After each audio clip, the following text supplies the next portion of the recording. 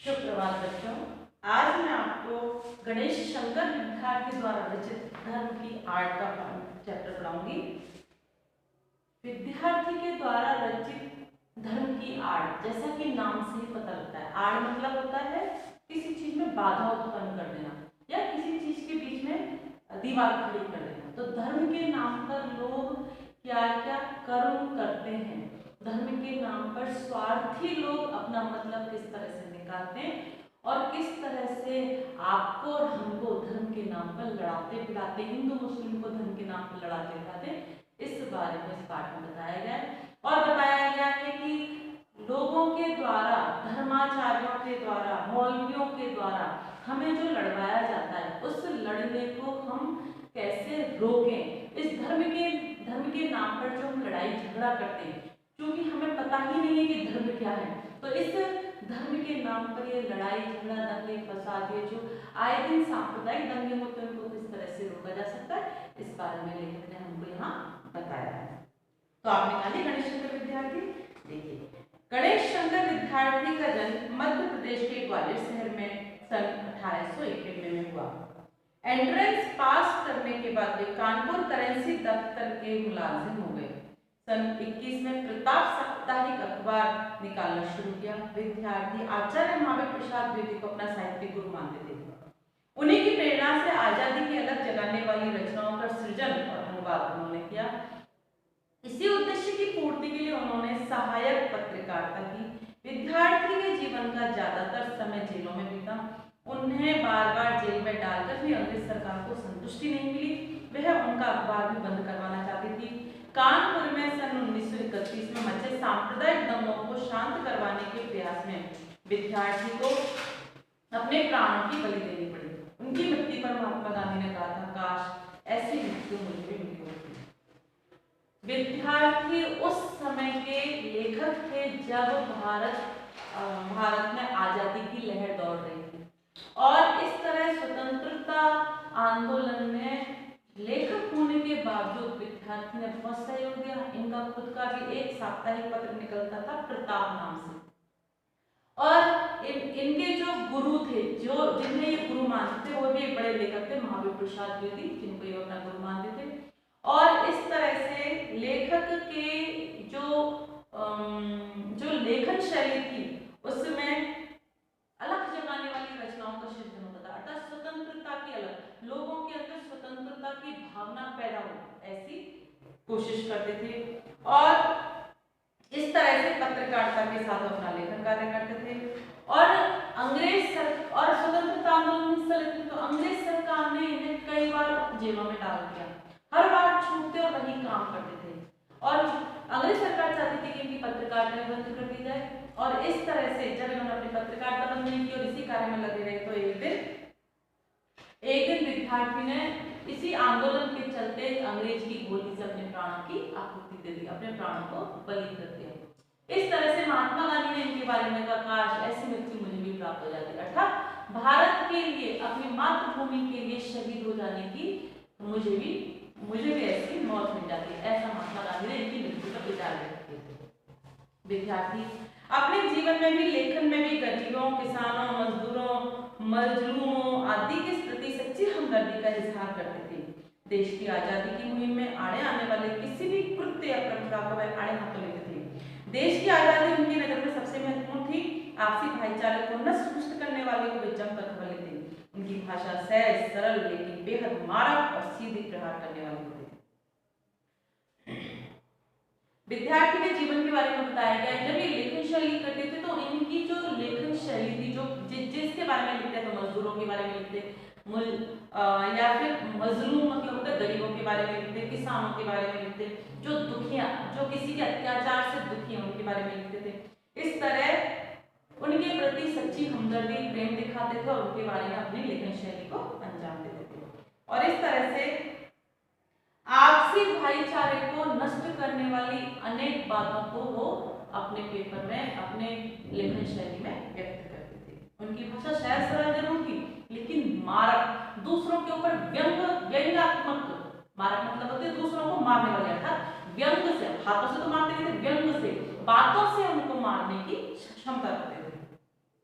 प्रस्तुत पाठ, धर्म की आड़ में विद्यार्थी जिन्होंने लोगों के इरादों और कुटिल चालों को बेनकाब किया, जो धर्म की आड़ लेकर जन सामान्य को आपस में लड़कर अपना स्वार्थ सिद्ध करने की फिराक में रहते हैं। धर्म की आड़ में अपना स्वार्थ करने वाले हमारे ही देश में हो ऐसा नहीं, विद्यार्थी अपने इस पाठ में दूर देशों में भी धर्म की आड़ में कैसे कैसे कुकर्म हुए, कैसी कैसी अनीतियां हुई हैं, कौन कौन लोग और वर्ग समाज के शिकार हुए, इसका खुलासा करते हैं। धर्म की आड़ पाठ में बताया गया है कि कैसे स्वार्थी लोग, कैसे धर्माचार्य, कैसे बड़े लोग जो कि धर्म के नाम पर हम जैसे आम जन को भ्रमित करते हैं और अपना उल्लू सीधा करते हैं। इस तरह से इस पाठ में बताया कि धर्म के नाम पर भारत में ही नहीं, भारत के बाहर जो दूसरे देश हैं वहां पर भी साम्यवाद जैसी चीजों को लाया गया और धर्म के नाम पर लड़ाई झगड़े करवाए गए। तो आज हम इस पाठ में पढ़ेंगे, निकालिया। इस समय देश में धर्म की धूम है, उत्पात किए जाते हैं तो धर्म और ईमान के नाम पर, और जिद भी की जाती है तो धर्म और ईमान के नाम पर। रमुआ और बुद्धू मियां धर्म और ईमान को क्या जाने या ना जाने, परंतु उनके नाम पर उबल पड़ते हैं, जान लेने और जान देने को तैयार हो जाते हैं। देखो कितनी बड़ी बात कही है लेखक ने कि इस समय कब, जब भारत में ब्रिटिश लोगों का शासन था उस समय, या आज के समय में भी आप देख सकते हो, आज के परिप्रेक्ष्य में भी बात सटीक बैठती है कि आज के समय में भी देश में धर्म की धूम है।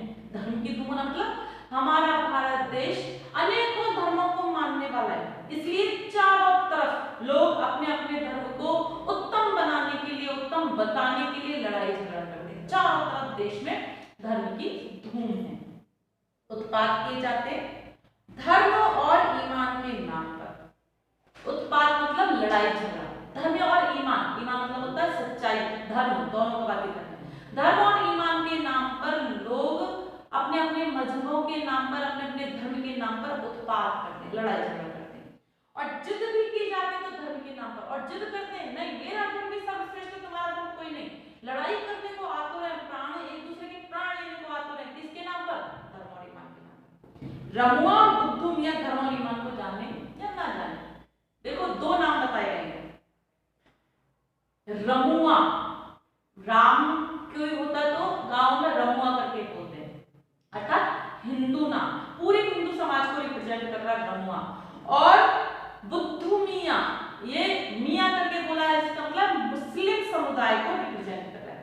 तो हिंदू और मुसलमान कोई भी मनुष्य धर्म को जाने या ना जाने, उनको पता नहीं धर्म क्या है, उनके ग्रंथों में क्या लिखा है, उनके कुरान में क्या लिखा है, किसी को नहीं पता, लेकिन धर्म के नाम पर उबल पड़ते हैं, गुस्से में आ जाते हैं और जान लेने और जान देने की तैयार होते हैं। जान लेना और जान देना मतलब एक दूसरे को मारने के लिए तैयार होते हैं। ना तो हिंदू धर्म के लोग ये जानते हैं कि हिंदू धर्म में ग्रंथों में क्या लिखा है, ना ही मुस्लिम लोग ये जानते कि उनकी कुरान में क्या लिखा है, और दोनों ही लोग, दोनों ही धर्म के लोग, समुदाय के लोग एक दूसरे को मारने के लिए, धर्म के नाम पर मारने के लिए तत्पर रहते हैं। सांप्रदायिक दंगे किस लिए फैलते, इसलिए फैलते धर्म के नाम पर।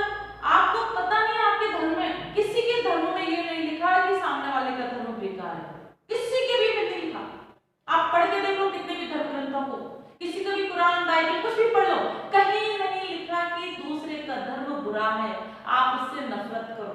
धर्म में एक ही बात लिखी होती है, शुद्ध आचरण रखो और सदाचार रखो।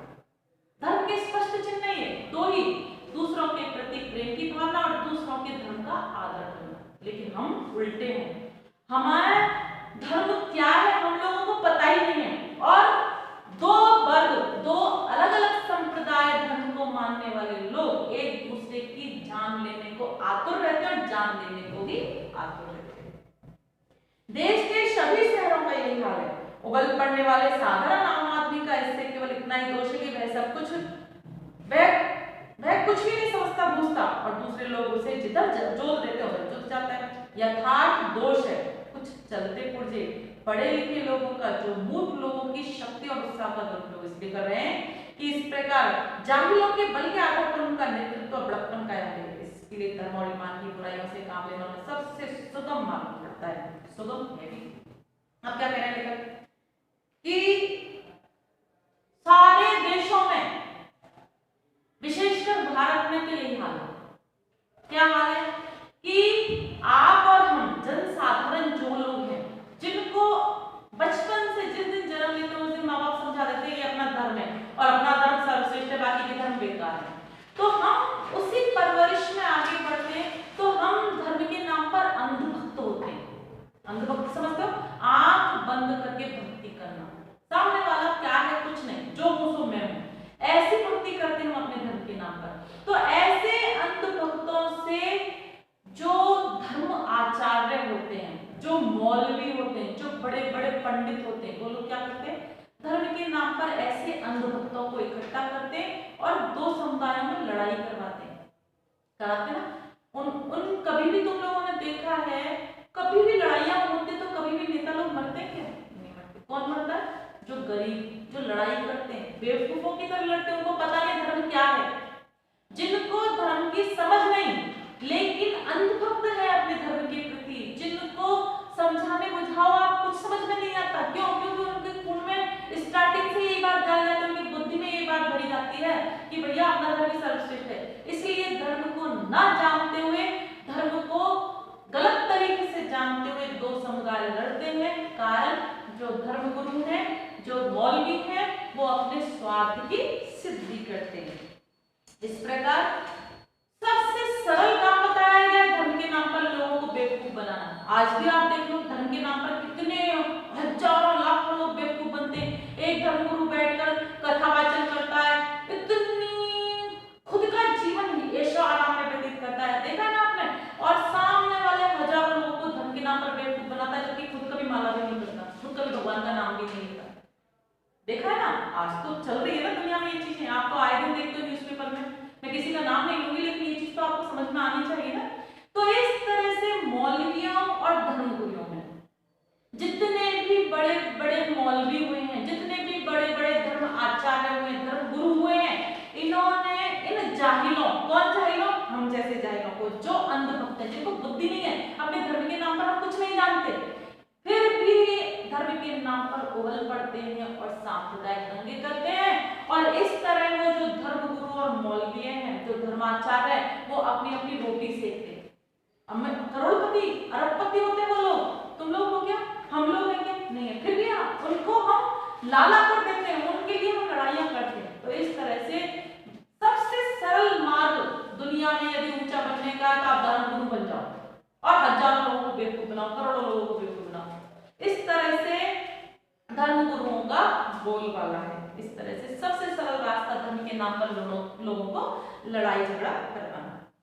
साधारण से साधारण आदमी तक के दिल में बात अच्छी तरह बैठी हुई है कि धर्म और ईमान की रक्षा के लिए प्राण दे देना पार से बेचारा साधारण आदमी धर्म के तत्वों को क्या जाने, लकीर पीटते रहने का अपना धर्म समझता है। उसकी अवस्था का चालाक लोग इस समय बहुत बेजा फायदा उठा रहे हैं। चालाक लोग, कौन से चालाक लोग? भाई धर्मगुरु, भाई धर्माचार्य, ये चालाक लोग हैं। ये आम आदमी को, साधारण आदमी को पता ही नहीं है धर्म क्या है। पता है आपने कभी धर्म ग्रंथ पढ़े? आपके किसी भी धर्म ग्रंथ में, किसी भी बाइबल में, कुरान में, कोई भी ग्रंथ साहिब में कहीं लिखा है कि धर्म दूसरे का धर्म बेकार है, दूसरों की जान ले लो, ये हमारा धर्म कहता है? लिखा है? नहीं लिखा। हमें अपने धर्म के बारे में जानकारी नहीं है और हम एक दूसरे की जान लेना, अपने धर्म के लिए दूसरे की जान लेना वाजिब समझते हैं। ठीक है, कोई बात नहीं, दूसरा मरता है तो मरता, लेकिन मेरा धर्म बचा ले। इस तरह की सोच के लिए जो चालाक लोग हैं, ये जो धर्म गुरु है, धर्माचार्य है, ये बहुत बेजा फायदा उठाते हैं, इसका बहुत खतरनाक फायदा उठाते हैं, लाभ उठाते हैं। पाश्चात्य देशों में धनी लोगों की गरीब मजदूरों की झोंपड़ी का मजाक उड़ाते हुए अट्टालिकाएं आपस से बातें करते हैं। गरीबों की कमाई ही से भी मोटे पड़ते हैं और उसी के बल से वे सदा इस बात का प्रयत्न करते हैं गरीब सदा चुप से जाते रहे। यह भयंकर अवस्था है, इसी के कारण साम्यवाद, बोल्शेविज्म आदि का जन्म। अब लेखक बता रहा है भारत में ही नहीं, भारत के बाहर भी धर्म के नाम पर क्या हो रहा है। देखो आप, साम्यवाद और बोल्शेविज्म, ये जो धर्म के नाम पर लोगों ने अपने धर्म को जो नाम दिए हैं, इसमें क्या किया है लोगों ने? अपने लिए जो गुरु हैं, उन्होंने अपने लिए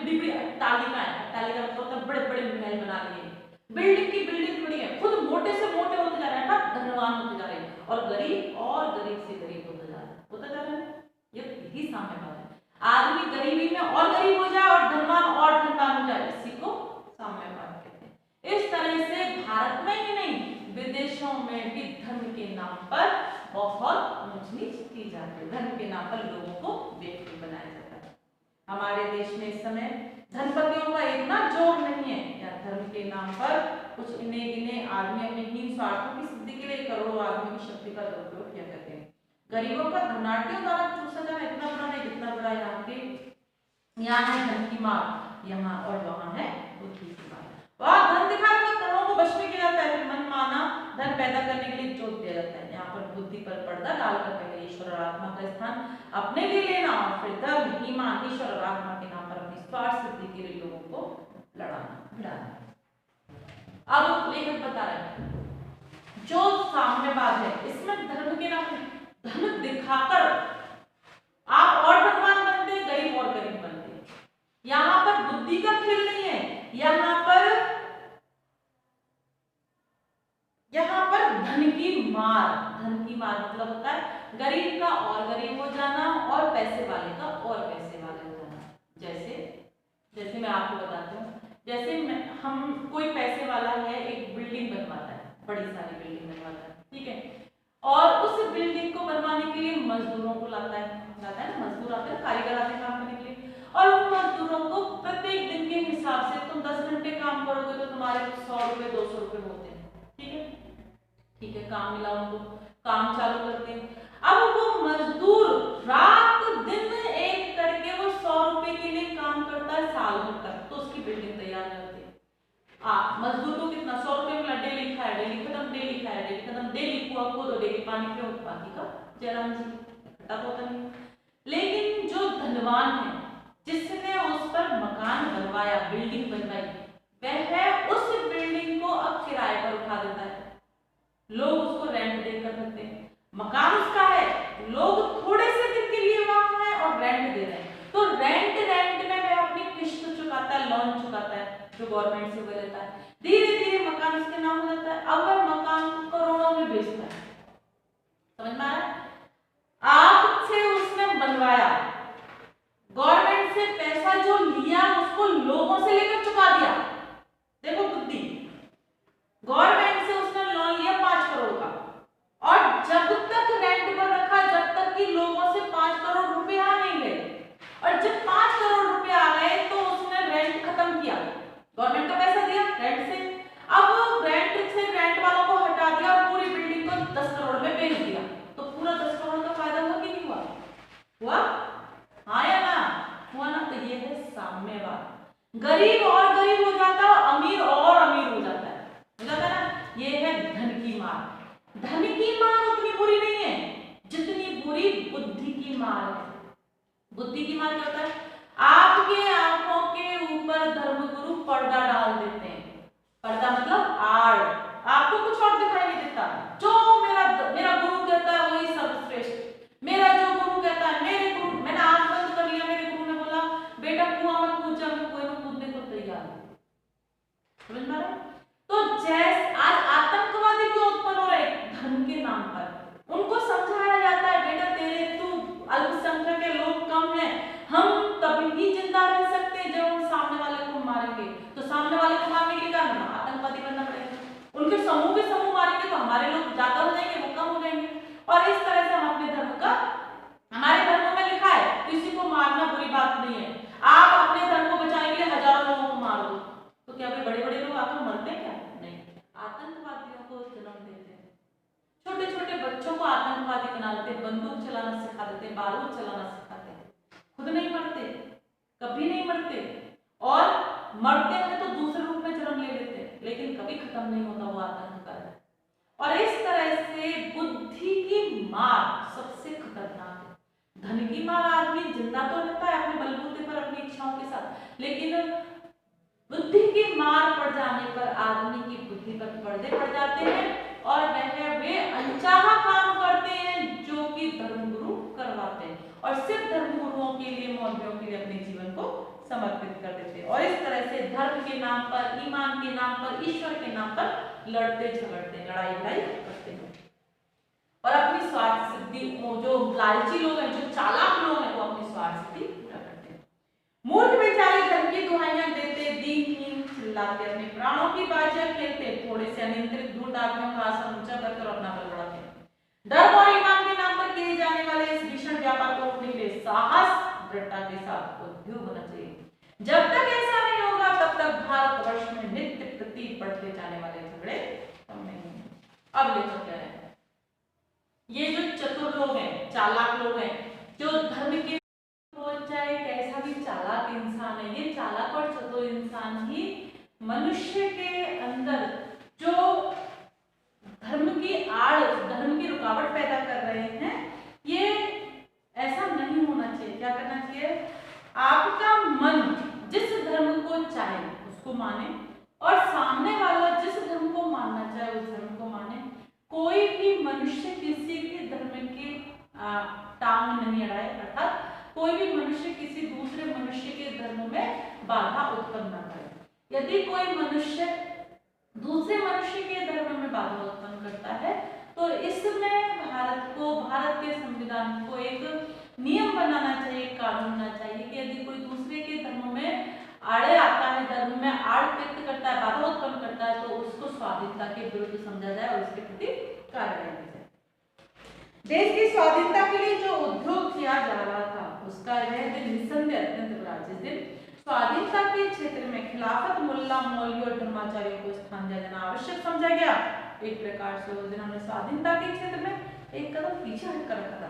अपने उसी काम का फल आज हमें भोगना पड़ रहा है। देश को स्वाधीनता के संग्राम ही ने मौलाना अब्दुल बारी और शंकराचार्य को देश के सामने दूसरे रूप में पेश किया, उन्हें अधिकतर शक्तिशाली बना दिया। और हमारे इस काम का फल ये हुआ कि इस समय हमारे हाथों से ही बड़ाई इनके लोगों की शक्ति हमारी जड़ उखाड़ने और देश में मजहबी प्रपंच, पागलपन, उत्पाद का इस राज्य स्थापित कर। क्या हुआ था, जिस दिन भारत स्वतंत्र हुआ, हमारे स्वाधीनता के दिन, जो भारत के स्वतंत्रता आंदोलन के जो नेता थे या भारत के संविधान निर्माताओं में जो लोग मिले हुए थे, उनमें से कुछ लोगों ने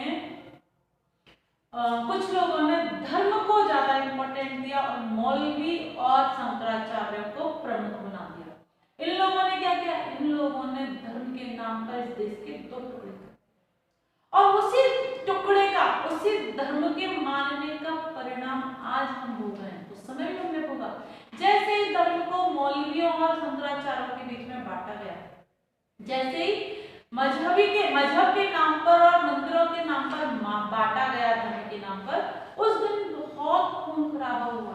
इतने दिन तक हजारों लाखों करोड़ों लोग कट गए, खून की नदियां बही। ये क्या है, ये धर्म है? क्या आपका धर्म ये सिखाता है दूसरे को मार दो? क्या हमारा धर्म ये सिखाता है हम दूसरों को मार दो? नहीं ना। तो फिर ऐसा क्यों? यदि आदमी कोई कर्म करता है और कर्म करता है तो उसका फल इसी संसार में भोगना। आसमान में स्वर्ग और नरक नहीं होते। स्वर्ग मतलब होता है अच्छाई, नरक होता है बुराई। तो आदमी जैसा कर्म करता है वैसा ही फल इसी पृथ्वी पर भोगना पड़ता है। अर्थात अच्छे कर्म करता है तो स्वर्ग जैसा सुख प्राप्त करता है, बुरे कर्म करता है तो नरक जैसे प्राप्त करता है। तो उस समय के नेताओं के द्वारा जो गलत डिसीजन लिया गया था उसी का फल आज हम भोग रहे हैं। कैसे भोग रहे हैं? आज हमारे धर्मगुरु शंकराचार्य मौलवियों ने देश को दो भागों में बांट दिया और बांटने के साथ साथ अपने आप को इतना मजबूत कर दिया है कि इनके और इनके जो कार्यकर्ता हैं, इनके जो काम करने वाले, इनके जो शिष्य कहलाते हैं, इन लोगों ने पागलपन की हद तक लोगों की बुद्धि से खेलना प्रारंभ कर दिया। अब लोगों को धर्म नहीं पता है क्या है, कोई किताब पढ़ता नहीं, ग्रंथ पढ़ता नहीं है, सिर्फ ये धर्मगुरु जो बोलते हैं उसको अंधभक्त की तरह, अंधविश्वासियों की तरह उस पर पालन करते हैं और इस तरह से अपने धर्म को श्रेष्ठ और दूसरे के धर्म को नीच मानते हैं। और इसी पागलपन की हद तक, इस बेवकूफी की हद तक बेवकूफी दिखाते हैं, पागलपन दिखाते हैं कि अपनी जान देते हैं, दूसरों की जान लेते हैं।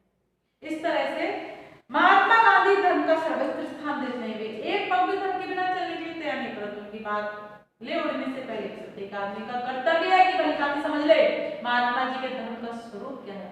धर्म से महात्मा जी का मतलब धर्म जैसे ऊंचे उदार तत्वों का ही हुआ करता है, उनके मानने में किसे ऐतराज होता है। अब आप जैसे लोग जो ये कहे कि उस समय तो महात्मा गांधी थे, महात्मा गांधी तो बोलते थे धर्म पर ही चलना चाहिए, इंसान को कभी अपना धर्म नहीं त्यागना चाहिए, धर्म में ही जीना, धर्म में मरना चाहिए। लेकिन आपको पता है महात्मा गांधी जी ने धर्म का स्वरूप क्या बताया हुआ था, उसकी रूपरेखा क्या थी? धर्म था मानवता, धर्म था ऊंचे विचार रखना, धर्म था सामने वाले को इज्जत देना, धर्म था अपना काम स्वयं करना। और इस तरह महात्मा गांधी जी ने जो धर्म में उदार तत्व बताए, परोपकार की भावना बताई है, ये धर्म के यदि चिन्ह है, यदि ये धर्म है, तो इसको मानने में किसी को ऐतराज नहीं होना चाहिए। वाकई में ऐसे धर्म में जीना मरना चाहिए, ऐसे धर्म में जीना मरना चाहिए जो आपको ये बोले कि आप किसी को काट दो, किसी को मार दो। आप किसी को जन्म नहीं दे सकते तो मृत्यु कैसे दे सकते? क्या आप भगवान है? भगवान को ही नहीं है किसी को मृत्यु और जीवन देने का, आपको और हमको किसी को नहीं है। तो इस तरह से अजा देना, शंख बजाना, नाक दबाना और नमाज पढ़ने का नाम धर्म नहीं, शुद्ध आचरण सदाचारी धर्म के स्पष्ट। 2 घंटे तक बैठकर पूजा कीजिए, पंच वक्त नमाज की अदा कीजिए, परंतु ईश्वर को इस प्रकार रिश्वत दे चुकने के पश्चात यदि आपको दिन भर बेईमानी करने, दूसरों को तकलीफ पहुंचाने के लिए आजाद समझते हैं, तो इस धर्म को अब आगे वाले कदापि नहीं टिकने देंगे। अब तो पूजा पाठ में देखा जाएगा, आपकी भली मानसता की कसौटी केवल आपका आचरण होगी, सबके कल्याण की दृष्टि से आपको अपने आचरण को सुधारना पड़ेगा। और यदि आप अपने आचरण को नहीं सुधारेंगे तो नमाज और रोजे, पूजा और गायत्री आपके देश के अन्य लोगों की आजादी को रोकने और देश भर में उत्पादों को कीचड़ उठाने के लिए आजाद न छोड़। अब क्या होता है कि जो हम धर्म के नाम पर शंख बजाते हैं, अजा देते हैं, हिंदू मुस्लिम दोनों की बात बताइए, जो भी हम ऊपरी चीज करते हैं, जो बाह्य आडंबर करते हैं, अजा देना, शंख बजाना, मंदिर में जाकर घंटी बजाना, नाक दबाना, नमाज पढ़ना, ये सब जो हम करते हैं ये धर्म नहीं है, ये धर्म के चिन्ह नहीं है। धर्म का चिन्ह क्या है? धर्म के वास्तविक चिन्ह है सदाचार और शुद्ध आचरण, दो ही चिन्ह हैं। आप अपने आचरण को शुद्ध रखो, आचरण शुद्ध रखना मतलब हमेशा अपनी जिंदगी में जियो, दूसरों के प्रति कभी भी कोई को विचार मत रखो। और सदाचार का मतलब है, शुद्धाचरण मतलब दूसरों के प्रति आप शुद्ध आचरण रखो, और सदाचार का मतलब अच्छा व्यवहार करो। तो इस तरह से इसका क्या मतलब हुआ? आप अपने धर्म में जियो और मरो, दूसरे के धर्म का आदर करो।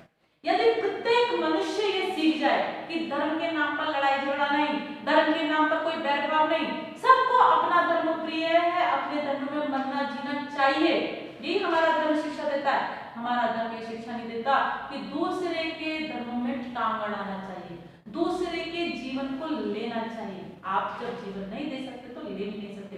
दूसरों के प्रति शुद्ध आचरण और अपना सदाचार, अच्छा आचरण करते हुए अच्छा व्यवहार कीजिए, लोगों को जितना हो सके परोपकार की भावना रखिए, सबको आदर के साथ देखिए, यही धर्म के स्पष्ट चिन्ह है।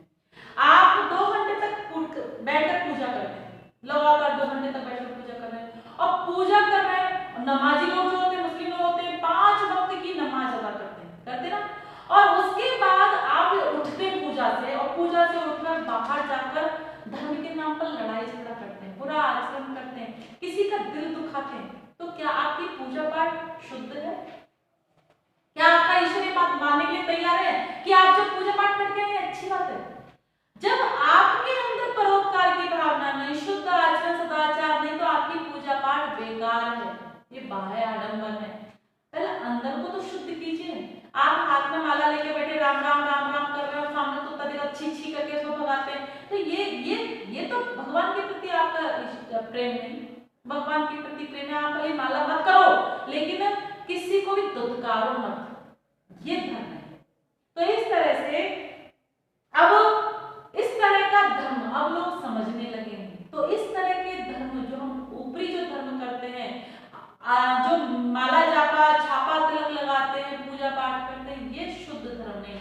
शुद्ध धर्म है सदाचार, शुद्ध धर्म है शुद्ध आचरण। तो इस तरह से यदि आप करोगे तो लोगों को अब समझ आने लगे, लोग यह अब कदापि सहन नहीं करेंगे, अर्थात आप कथनी और करनी में अंतर रखते हो तो लोग आपको पसंद नहीं करते।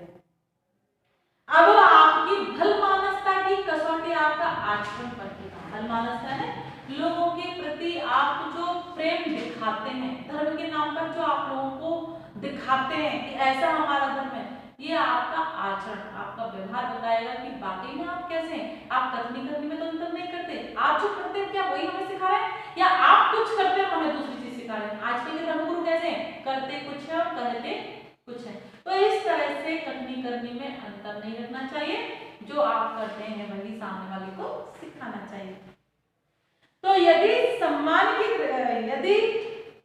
कल्याण की दृष्टि से आपको आचरण सुधारना है, तो यह नमाज पढ़ने से, पूजा करने से, गायत्री मंत्र का जाप करने से नहीं सुधरेगा। यदि समाज सुधारना है तो जो कीचड़ उछालते हैं, जो अन्य लोगों की आजादी को रोनने का काम करते हैं, आजादी को रोनना था दूसरे के स्वतंत्रता का हनन करते हैं, दूसरों के धर्म के ऊपर कीचड़ उछालते हैं, दूसरों के धर्म को अपमानित करते हैं, उन सबको यदि आजाद नहीं छोड़ा जाए, यदि गवर्नमेंट ऐसी व्यवस्था कर दे कि जो दूसरों के धर्म के ऊपर कीचड़ उछालेगा उसको आजाद नहीं छोड़ेंगे, उसे जेल में डाल देंगे, तो लोगों के अंदर अपने आप से शुद्ध आचरण करना आ जाएगा।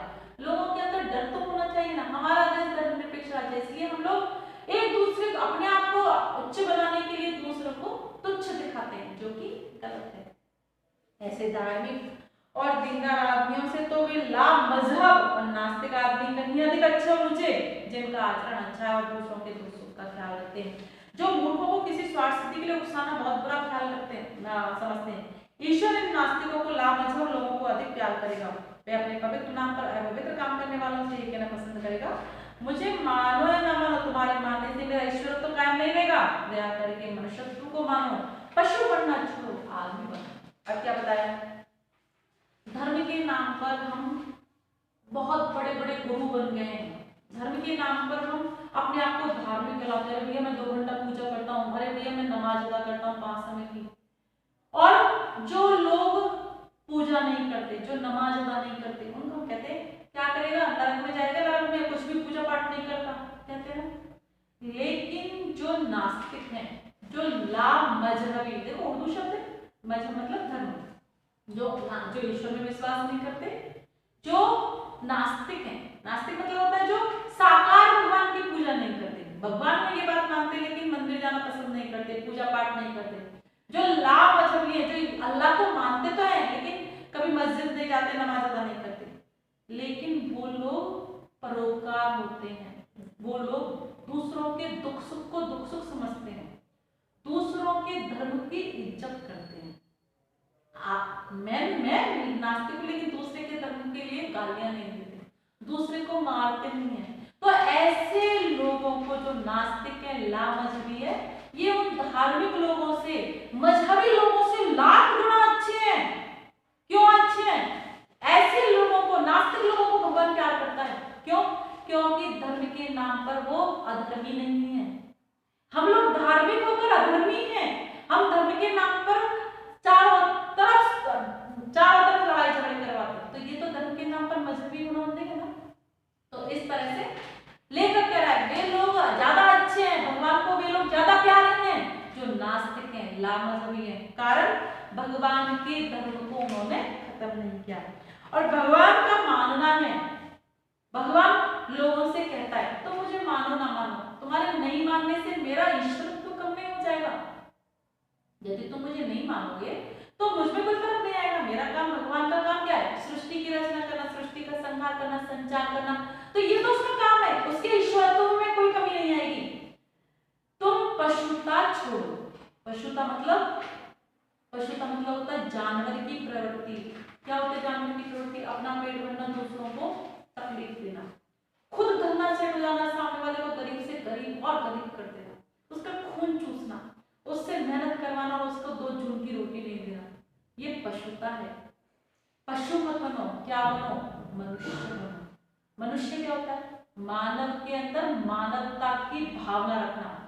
मानवता की भावना क्या होती है? मनुष्यत्व क्या है? परोपकार। परोपकार मतलब दूसरों के प्रति हमेशा सहाय के लिए, मदद के लिए तैयार रहना। मेरे पास 2 रोटी है तो 1 रोटी तू खा, 1 रोटी मैं खाता हूं, दोनों ही खाएंगे। ऐसा नहीं दोनों मैं खा गया तू भूखा मर। ऐसी भावना यदि आपने रखी तो आप कितने भी धर्म करने वाले विद्वान हो, कितने भी ग्रंथों को पढ़ने वाले विद्वान हो तो भी आप उस ईश्वर के प्रिय नहीं हो सकते।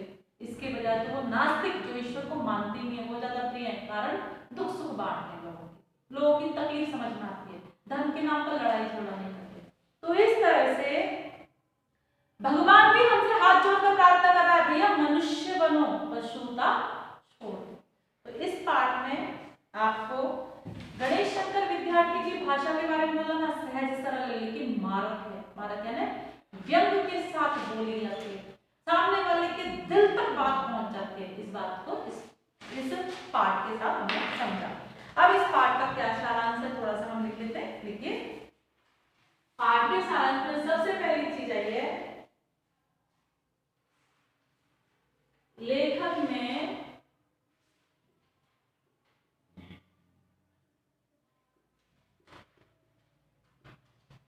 धर्म के नाम पर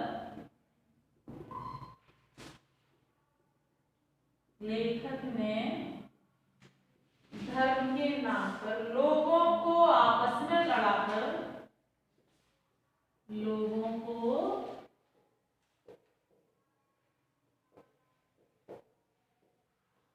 में लड़ाकर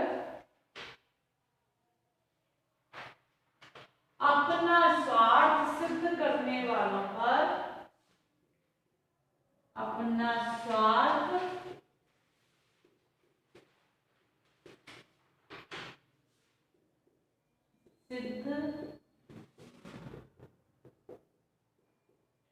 वालों पर कटाक्ष किया है। कटाक्ष है व्यंग, कटाक्ष किया है। कटाक्ष मतलब होता है, देखो आंखें अक्षों की अक्षी, तो अक्ष है ना कटाक्ष है ना किसी को तीखी नजर से देखना है ना, व्यंग करना।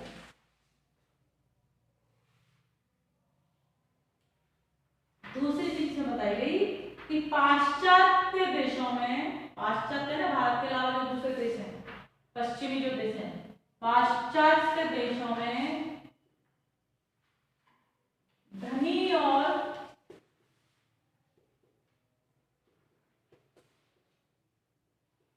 गरीब के संघर्ष के कारण धनी और गरीब के संघर्ष के कारण साम्यवाद का जन्म हुआ है।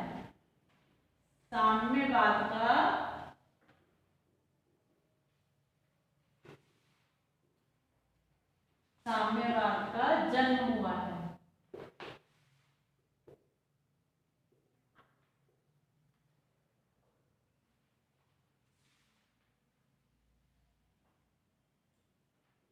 धर्म के स्पष्ट चिन्ह के रूप में बताया गया है शुद्ध आचरण सदाचार। धर्म के स्पष्ट चिन्ह है,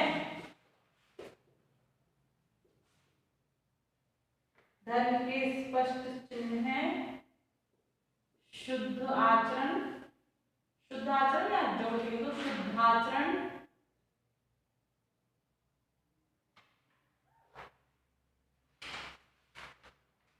शुद्धाचरण और सदाचार। अपने धर्म में जीना मरना और दूसरे के धर्म का आदर करना, ठीक है ना। और क्या बताया इस पाठ में,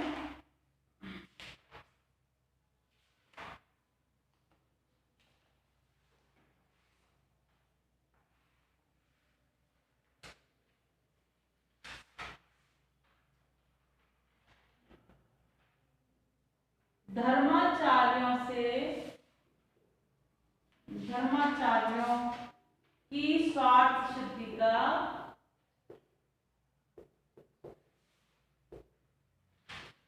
धर्माचार्यों के स्वार्थ सिद्धि का पर्दाफाश किया गया है। पर्दाफाश मतलब पर्दे को उठा लेना, आड़ जो लगाई है उसको उठाने का काम किया है इस चैप्टर में।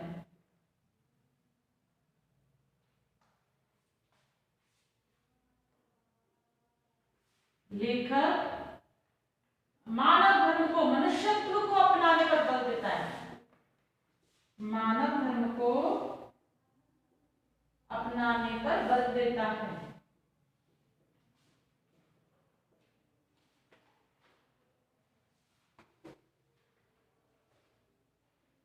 हमारा आचरण शुद्ध रखें, धार्मिक अनुष्ठानों में बाधक न बने, अपने धर्म की इज्जत करें और दूसरों के धर्म को आदर दें। इस तरह से इस पाठ में धर्म के नाम पर होने वाले आडंबरों को, धर्म के नाम पर होने वाले कष्टों को, तकलीफों को किस तरह से दूर किया जा सकता है, अपनी बुद्धि से हम क्या सोच सकते हैं, अपने आए हुए पर्दे को हम कैसे हटा सकते हैं, इन सब के बारे में बताया है। आप इसको समझिएगा।